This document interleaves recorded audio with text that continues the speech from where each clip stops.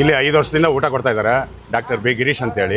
Daily ಮುದ್ದೆ, ಅನ್ನ, ಸಾರು, ರಸಮ್ಮು, ಕಾಳು ಪ್ರತಿಯೊಂದು ಇರುತ್ತೆ. ಹಪ್ಪಳ, ಉಪ್ಪಿನಕಾಯಿ ಎಲ್ಲ ಬಡವರಿಗೆ ಎಲ್ಲ ತುಂಬ ಅನುಕೂಲ ಆಗ್ತಾ ಇದೆ. ನಾನು ಹೋಟ್ಲಲ್ಲಿ ಊಟ ಮಾಡ್ತಾ ಇದ್ದೆ. 1,500 ರೂಪಾಯಿ ಖರ್ಚಾಗೋದು ನನಗೆ ತಿಂಗಳಿಗೆ.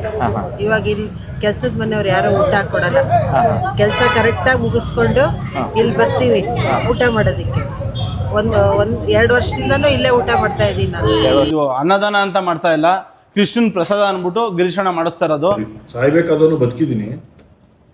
ಏನಕ್ಕೋಸ್ಕರ ಬದುಕಿದ್ದೀನಿ, ಬದುಕಿ ಮುಂದಕ್ಕೆ ಏನು ಮಾಡಬೇಕು ಅನ್ನೋದನ್ನ ತಿಳ್ಕೊಂಡ್ಮೇಲೆ ಭಗವಂತನ ಸೇವೆ ಮುಖಾಂತರವಾಗಿ ಈ ನಾವೇನೀಗ ಮಾಡ್ತಾ ಇದೀವಿ ಇದು ಅನ್ನದಾನ ಅಲ್ಲ, ದಾಸೋಹ ಅಂತ. ಊಟ ಮೇನ್ ಕಾನ್ಸೆಪ್ಟ್ ಚೆನ್ನಾಗಿದೆ. ಬಸ್ಸಾಂಬಾರು, ಮುದ್ದೆ, ನಮಗೆಲ್ಲ ಮುದ್ದೆನೇ ಬೇಕು ಮೇನು ಜಾಸ್ತಿ. ಅದರಿಂದ ಹೆಲ್ತಿಯಾಗಿ ಫುಡ್ ಆಗಿದೆ. ಯಾವುದೇ ರೀತಿ ಸೋಡಾ ಏನಿಲ್ಲ ನಮಗೆ ಕಂಡು ಬಂದಂಗೆ. ಮಾಡೋರ್ಗೆ ಏನು ಹೇಳ್ತೀರಾ? ನಾವು ಬೈತೀವಿ ನೋಡಿ, ಬೈದ್ಬಲ್ಲ ಆ ಥರ ಬೈತೀವಿ. ಇಲ್ಲಿ ಯಾವುದು ಊಟ ವೇಸ್ಟ್ ಆಗುದಿಲ್ಲ. ಯಾವುದು ಊಟ ವೇಸ್ಟ್ ಆಗುದಿಲ್ಲ ಇಲ್ಲಿ.